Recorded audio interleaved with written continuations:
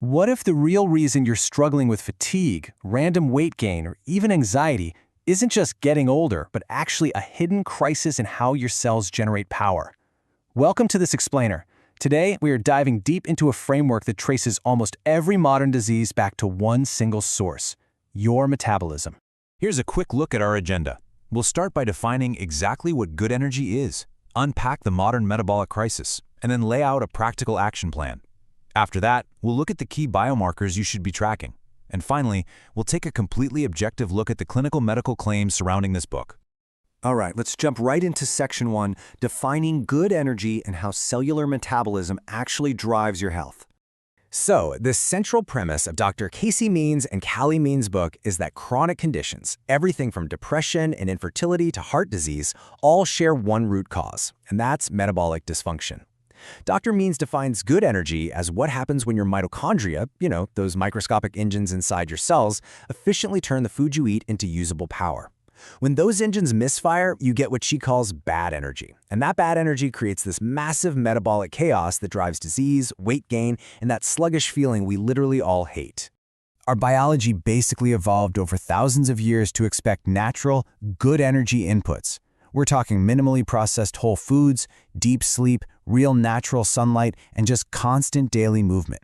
But look at the modern alternative. We are completely drowning in a flood of bad energy inputs. Ultra-processed foods, chronic stress, a sedentary lifestyle, and environmental toxins. It's like pouring dirty fuel into a sports car. It literally clogs up those cellular engines. That brings us to Section 2, the modern metabolic crisis. Let's look at the biology and the systemic conflicts behind all of this.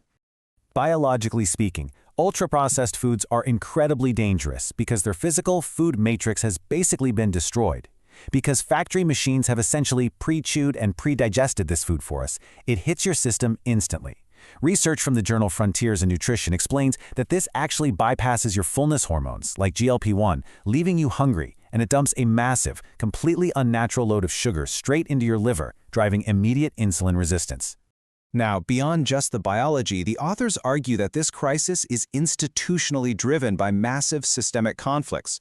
For example, they assert that the FDA receives about 75% of its drug approval budget directly from the pharmaceutical industry. They also point out that 95% of the individuals creating USDA nutrition guidelines have conflicts of interest with food or pharma, and that processed food companies fund 11 times more nutrition research than the NIH.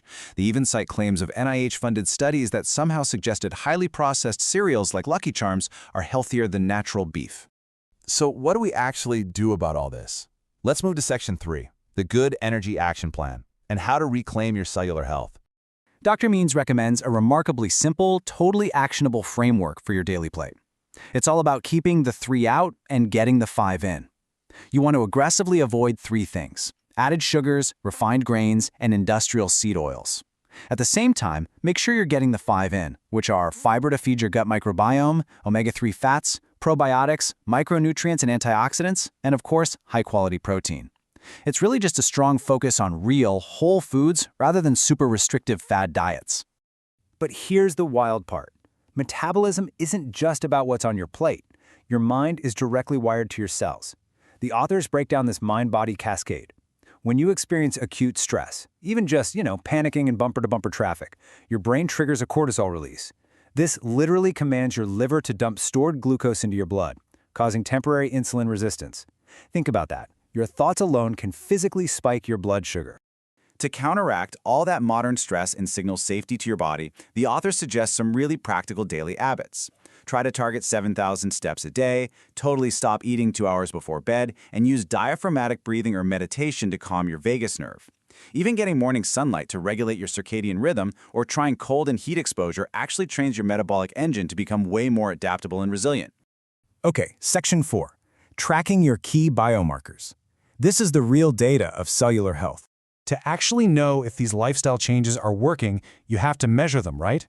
According to Dr. Means, targeting specific optimal ranges for your biomarkers can flag insulin resistance years, literally years, before a chronic disease officially develops. For instance, she recommends keeping your fasting glucose strictly between 70 and 85 milligrams per deciliter. Keep in mind, the goal here isn't just to get average lab results. These are stricter ranges designed for optimal, vibrant health. Finally, Section 5, Evaluating the medical claims. Let's look at this from a clinical perspective. To make sure this explainer gives you the full, impartial picture, we have to look at the broader science and see how practicing clinicians view the book. Enter Dr. Eric Strong, a clinical associate professor and hospitalist at Stanford. He did a really comprehensive review, and he points out that while the book's core advice to eat well and exercise is absolutely solid, the authors sometimes employ flawed statistics to push a very specific narrative against modern medicine. There's a core philosophical difference here that's worth unpacking. Critics point out that the book often frames almost all chronic illness as a failure of personal lifestyle choices, basically implying your health is entirely under your control. But the clinical reality is, well, it's a lot messier. While lifestyle is undeniably massively important, framing it as the only factor ignores vital health determinants like genetic predisposition, childhood poverty, geographic food deserts, and frankly, sometimes just plain bad luck. A prime example of this is the danger of overstating statistics. The book claims, without providing a citation within the text, that 80% of human deaths are preventable by lifestyle. However, Dr. Strong points out that actual clinical data from the Institute of Medicine shows only about 37% of premature deaths before age 80 are directly linked to diet, exercise, smoking, and alcohol. Now, don't get me wrong, 37% is still an incredibly empowering number, but it is entirely different from claiming total 80% control over our mortality. Dr. Strong also highlights a few other systemic issues he found with the text. He noted missing citations, the misuse of adult metrics like the U.S. Fatty Liver Index on teenagers where it hasn't been validated, and a tendency to confuse increased medication prescriptions with a worsening disease burden. For example, more statin prescriptions might just reflect better medical screening and the availability of cheaper generic drugs, not necessarily that everyone is getting sicker. Finally, he cautions against oversimplifying highly complex, multifaceted diseases like cancer into a single metabolic box. So as we wrap up this explainer, here is the vital question I want to leave you with. How will you step up to optimize your own cellular energy using those undeniably great habits around food, movement, and sleep while remaining critically informed about the complex realities of medical science? There's absolutely immense power in taking control of your metabolism. Keep learning, keep moving, and I'll catch you in the next explainer.